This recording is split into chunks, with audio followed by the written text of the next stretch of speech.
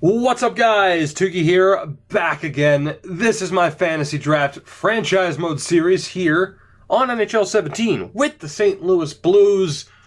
And I am so excited to start this sim because there is no excuse to just not win the cup, basically, with this team. Now, a couple of things, too. I was looking over the lineup. I have the lineup this way for a reason. Clayton Keller, for example, on the second line. Some of it has to do with player role. There was concern over the fourth line, which is understandable. I mean, Brett Howden, definitely not a defensive player. Tyson Jost, definitely not a defensive player. Klim Kostin, the furthest thing from a defensive player I think I've ever had on one of my teams. And Guryanov is a third line guy. That's where we're keeping him there. I am going to hold off and just see what this team can do, but we do have options. As far as the team goes, the good thing is if anyone struggles, like Dow Cole could easily be switched to a sniper. Same thing with Clayton Keller, Dylan Strome. Like, anyone who's a playmaker on this team can pretty much be switched to a sniper. Although we have switched one person. We've changed Drew Doughty to an offensive defenseman because why would we not? Like, he should tear people up. He had 46 points last year as a two-way defenseman, I assume, still with the LA Kings. And we will see if he can have that same level of success with us. The good news as well is that we do have some free agent options.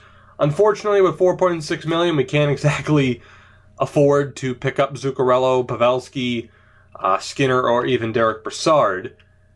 But there are some guys that at least have a decent defensive rating that we could pick up, and if I am smart enough to sort this by forwards, you guys will see. Now, Pavelski, again, we can't afford, but someone like Gauntz, Kruger, Wagner, Riley Nash, Tyler Pitlick, like, there are some decent options who are at least 80 overall plus that have a decent defensive rating. But again, for now, we are going to see what this team can do. And who knows, maybe the old saying, the best defense is a good offense, maybe that'll be the motto that this team lives by, because a 99 rated offense, we should be tearing everybody apart. Even that fourth line, I'd like to think all three guys could at least hit 30 points this year. Maybe those expectations are too high, who knows, but we're about to find out. Let's sim. I think I want to go more than a month. I think I want to sim for beyond the first month here. How about... You know what? No, let's sim the first month, and we'll check in. November, as you saw, is busy as hell. December is busy. Actually, you know what? No, we're going to go to the middle of November, November 15th. Then we will sim probably to January 1st, maybe do the rest of the sim live. Although, Jesus, there's a lot of games. This is a very busy schedule. I don't know. If something interesting happens, I'll stop the sim. For now, we're either going to the 1st or the 15th. Who the hell knows? So we have stopped on November 1st with a 7-2 record, only 2 losses, 3-1 loss to Dallas, and a 5-0 embarrassment at Madison Square Garden. We have dealt with some injuries, though, and again, the slider is turned down. We could tune it down even further or completely turn it off, although if we do completely turn it off, that completely changes the way that I end up balancing out the team, because, of course, you wouldn't need any depth players. But yeah, Dow Cole missed some time. Eichel missed some time as well. Not too many players really stepped up, although Connor McDavid and Drew Doughty are both just lights out so far. Carey Price playing extremely well. So as you would expect, good things are happening with this team. Our only concern is whether or not people can really stay healthy. And that fourth line, for the record, no minuses. I know, hard to believe, no minuses. Despite some of those guys playing up on the third line due to injuries. But let's get through November. Vienni Vehviläinen will have 3 appearances minimum this month, and that'll be a big time chance for him to prove himself. Proving time. What am I trying to say? What am I saying? I think you get what I'm saying.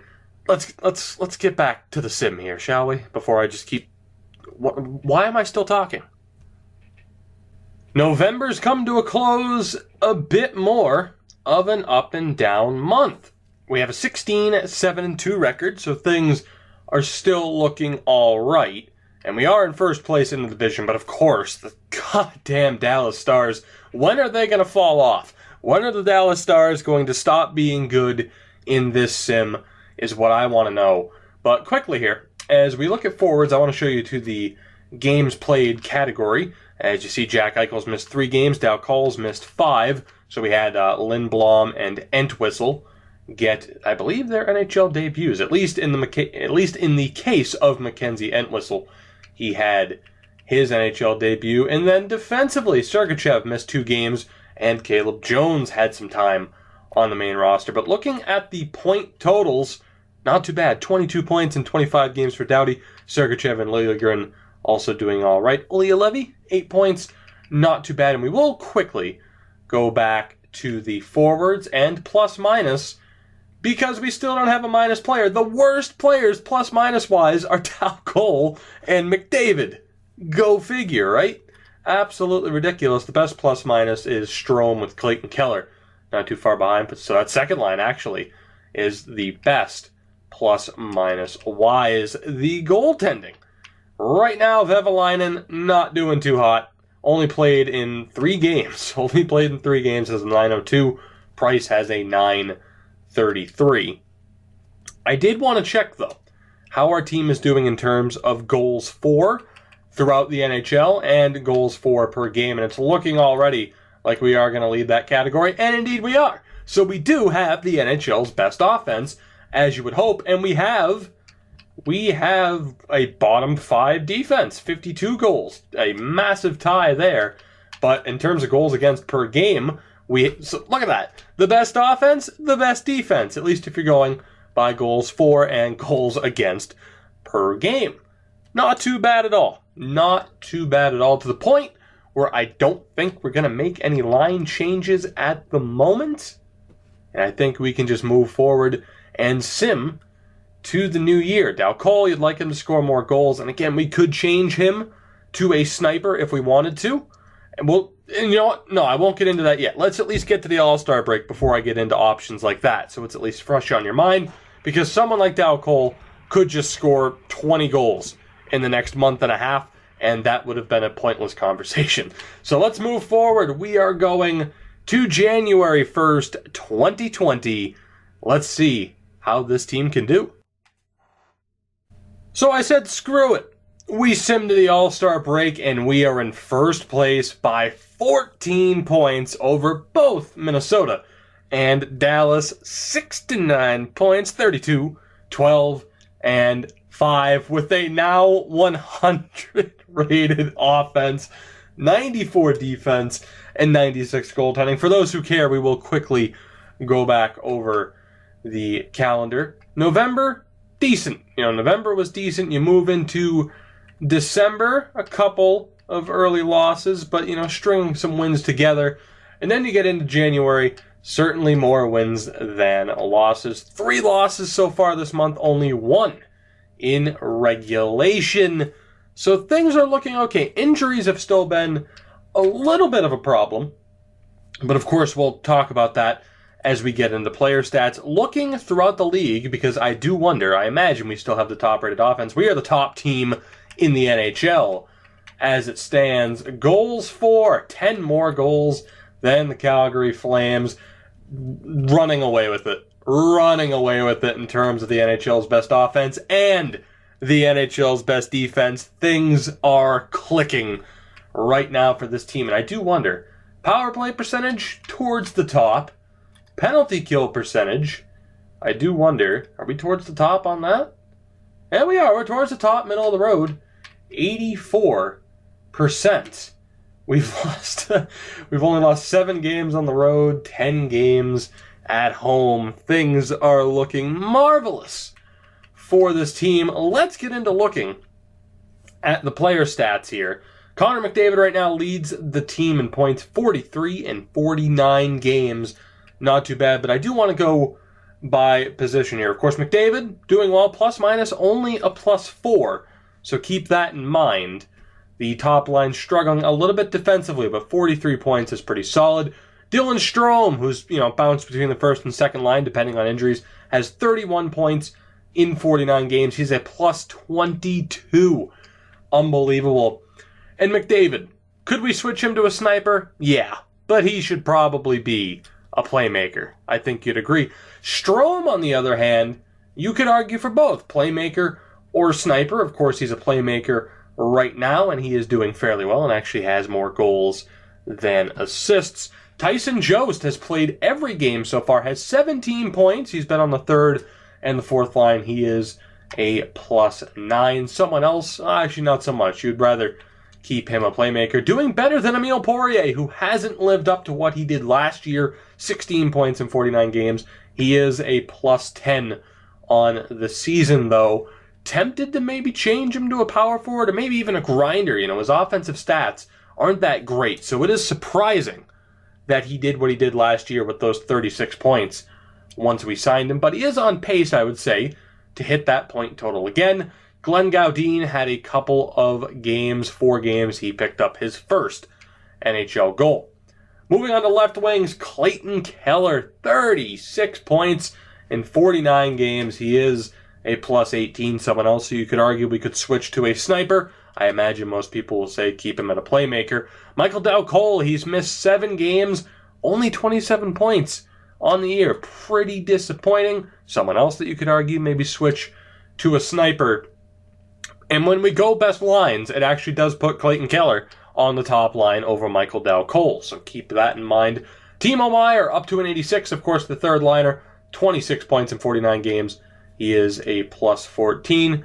Think it's safe to say we should keep him at a power forward, although you could argue for something else, but there are his stats. And then Brett Howden, who's of course been on the fourth line and I think once or twice on the third line, depending on injury. 12 points in 49 games for him. He is a plus 11. Offensively, he's great, maybe aside from offensive awareness, but that shooting category is pretty damn ridiculous and has a lot of potential. Comtois has played 6 games. He has 1 point. Lindblom has played 5. He also has 1 point. And then to the right wings, we have Jack Eichel, 37 points in 46 games. Another guy who you could argue maybe switch to a sniper. Patrick Laine, as you get a look at his stats, obviously we're going to leave him as a sniper. 32 points in 45 games on that second line.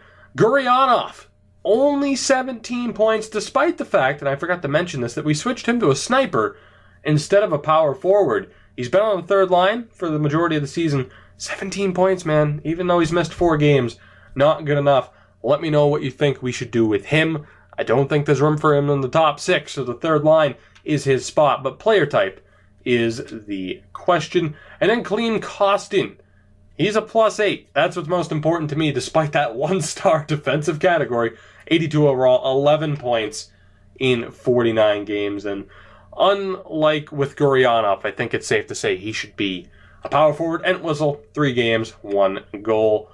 So offensively, things are looking okay. We do have some underperforming players, but the fact that we still have the league's best offense and defense, despite the fact that we have some players underperforming, is a pretty damn good sign.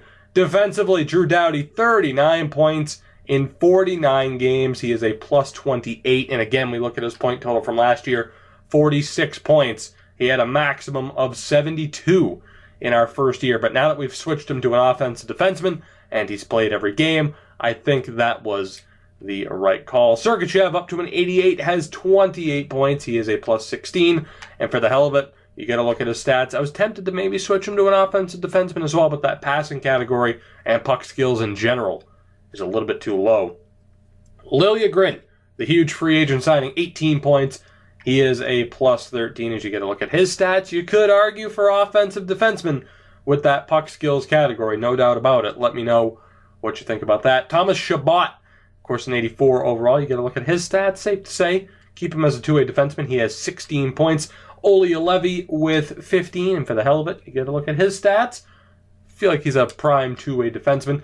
And then Jacob Larson, still an 84. Very, very concerned about him at this point. He has 4 points in 49 games, but he is a plus 12. Surprising that he only has 4 points, despite his offensive awareness. But who knows? Maybe we should just switch him to a defensive D-man and just see if he turns into a brick wall of a defenseman. Carey Price, 42 games so far, 29, 11, and 2, with a .932 save percentage. save percentage. Vieni Vevalainen, only 7 games, 3-1-2 record, .915 save percentage, but he is up to an 84, so that's not too bad. We've seen some progression from him. And quickly, the Chicago Wolves, it's been a pretty rough year for them. Of course, there has been a lot of line change combinations because of injuries, but Comtois, 30 points in 34 games. He is an absolute beast. And for the hell of it, I often don't check this. We'll see who the leading scorer is in the AHL. It will be someone who shouldn't be there. Nick Merkley, an 82. Not that bad. Actually, normally it is someone who is just way too highly rated for the AHL, but not this time. Throughout the NHL, though, as we take a look, Connor McDavid, Doughty, Eichel, Keller. Never mind, that's St. Louis. Fuck, I keep forgetting. I was getting excited. I'm like, there's no fucking way. Sidney Crosby leads the league, 54 points in 51 games. Bobby Ryan up there as well. That tandem or that duo in Florida. Malkin doing well. Couple of other decent names up there. Matthew Tkachuk there for Edmonton. So perhaps a little bit disappointing to see Connor McDavid this far down the list. But regardless, like we've said, we still have the NHL's best offense and best defense. Drew Doughty leads the league in plus minus. Let's take a look at the rookies as we look to wrap this up. Carl Grundstrom, in real life, the Maple Leafs prospect. 33 points in 50 games for him. Not too bad at all, actually. I am surprised to see him at an 85. Jesus, 29 assists for him. Nolan Patrick in Minnesota has 26 points. From there, it drops off. Liljegren, you never know. Maybe, if he catches fire, he might have a chance to do some damage. Any decent rookie goalies that have had quite a few games played? I do wonder. I thought it was going to freeze there for a minute, and that scared the hell out of me. Games played, there are quite a few rookie goalies this year. Philippe Durocher, who I actually thought was older than that. Carter Hart there as well for the Sens. Evan Fitzpatrick from Minnesota. And Oscar Dansk for Toronto. The rest drop off from there. And that is where we will end the first half of the Sim here in Season 4. Season 4. Yeah, Season 4, because the Bruins series is 1 series ahead, or is 1 year ahead, I should say. Indeed, it is Season 4. Things are looking good. Of course, at the end of last year, we had a little bit of a collapse, but we didn't have a 100 rated offense, 94 defense, and 96 goaltending, did we? Although we might have had 96 goaltending, depending on the attributes. You get my point. Guys, that will do it for this one. Let me know what changes, if any, we should do. Now, personnel-wise, I think mainly it's player types. We could look at potentially swapping out some players. To quickly give you a look, Tyson Jost can be sent down, Howden, and Costin. Anybody else, which the only person I'm willing to get rid of is probably Poirier. So Gurionov will most likely stay. Timo Meier will most likely stay, because I really feel like we need to keep that top 6 together. That top 6 is unbelievable. But yeah, so Jost, Howden, and Costin can be sent down. And then defensively, only Liljegren and Olli Juolevi, and why the hell would we do that? So again, let me know what we should do as we move forward into the next episode. And of course, if you have enjoyed this episode, make sure to hit that like button to help support me and my channel. My birthday is a month away, depending on when this episode's going up. I'm not sure what the date is when this will go up. My birthday is near the end of February. I might get more specific in the future. Who knows? I want to hit 2,500. That's what I want to do. I have or would it be modest goals? I have realistic goals. Let's be honest. I'm not going to be like, let's get to 5K. Like, no. 2,500 would be pretty sweet. We're 150-ish or so short, so it's going to take a little bit of doing, but it'd be pretty sweet if we could get there. And then the 2-year goal in September, who the hell knows? Maybe we'll catch fire. Maybe we'll hit 5K by September. Maybe more. I don't know, because who the hell knows what this channel's going to be aside from NHL stuff. I'm enjoying the NHL stuff, aside from playing EASHL. I'm rambling, as I tend to do, but you love it, don't you? You must, if you're still watching this. As always, guys, leave a like, subscribe, and I will see you all in the next one.